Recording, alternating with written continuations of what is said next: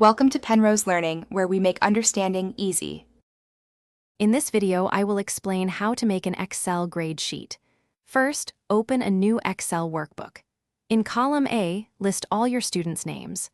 Across row 1, enter the names of each assignment.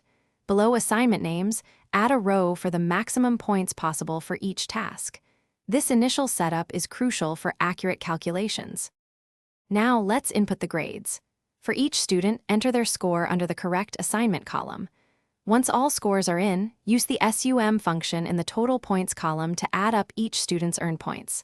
For example, type equals SUM, B2, D2, and drag down. This quickly tallies up individual performance. Next, we'll calculate percentages. In the percentage column, divide the student's total earned points by the total possible points for all assignments. Multiply by 100 to display as a percentage. Then, use an IF function to automatically assign letter grades. For instance, if a student scores 90% or higher, they earn an A. Finally, let's refine your grade sheet. Use conditional formatting to visually highlight grades, perhaps red for scores below 60% or green for those above 90%. Freeze the top row and first column to keep headers visible while scrolling. Remember to save your workbook frequently. This ensures your hard work is always protected.